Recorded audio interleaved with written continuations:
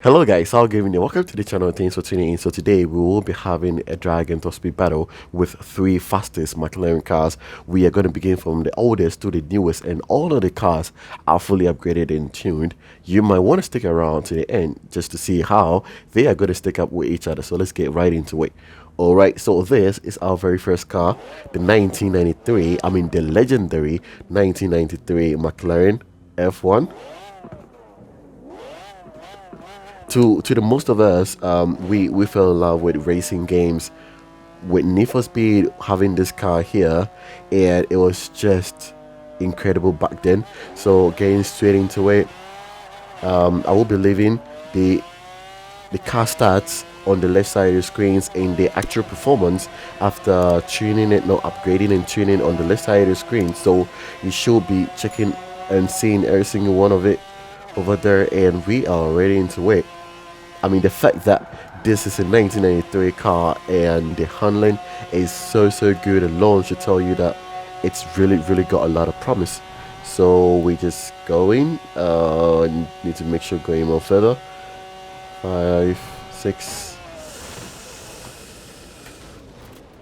Okay, just maybe the path, the distance that I had on this was a bit shorter, because it kind of felt like it could have gone past the 456 kilometers that it did. I mean, just the thought of me talking about 456, like that was something easy.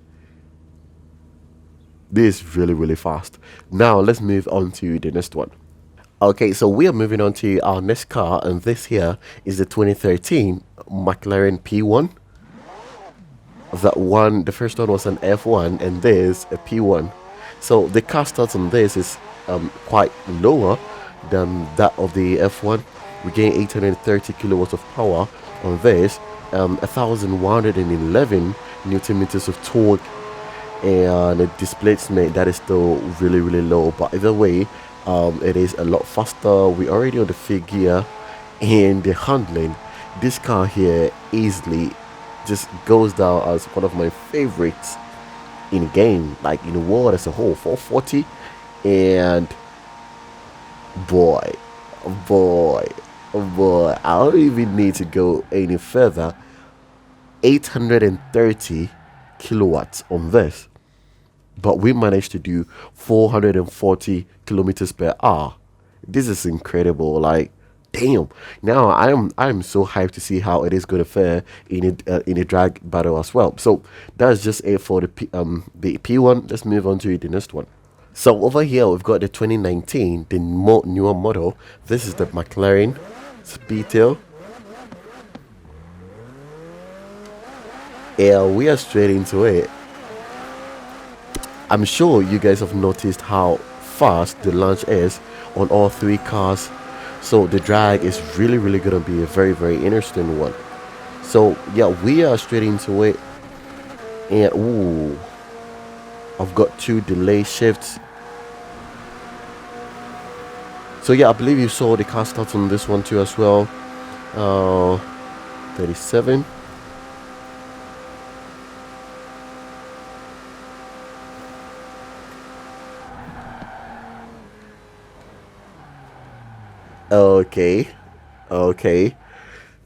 Okay, so we are done with the top speed, and right now we are going to move on to the drag just to see how they are going to fare over there as well. Okay, so now we are moving on to our first drag, and this is the Horizon Festival drag strip, and getting straight into it. Unbeatable difficulty, traction and stability control is off, and playing with manual and clutch. So we are getting straight into it, and with our first car being the F1.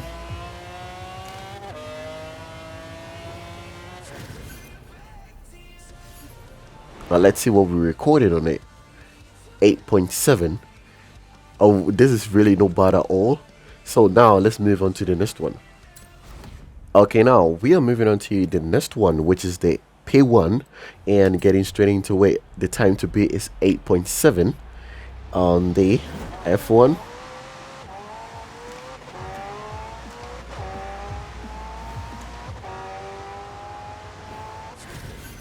nearly 280, I believe we actually did.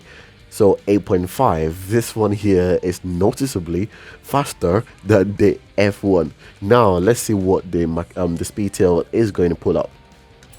Okay, so over here we've got the Speedtail going on its first drag run, and let's see what we are going to record in it as well. Ooh, the Razor Tachyon, it really was fast over there. But boy, this is almost 300. Damn. Okay, yeah, the acceleration on this really felt quicker. 8.3, it explains it. And now, since we're done with a 0.4 kilometer drag, we are moving on to the 0.7, and we are starting off with F1. So with the first drag, we had a Speedtail pulling out the fastest, and the P1 was next. And okay, so the F1 wasn't the fastest over there, although it was the quickest in the top speed. All right, so we recorded 12.5 on this. Okay, so right now we are moving on to the P1, and we are getting straight into it as well. All right.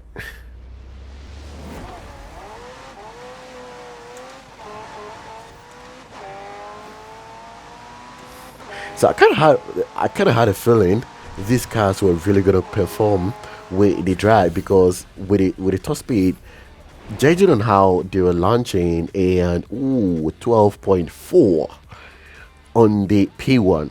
Yeah, judging by how they were launching and the acceleration on them, you could definitely tell they were really gonna be a lot quicker. So that's just about it for the P1. Let's move on to the last one.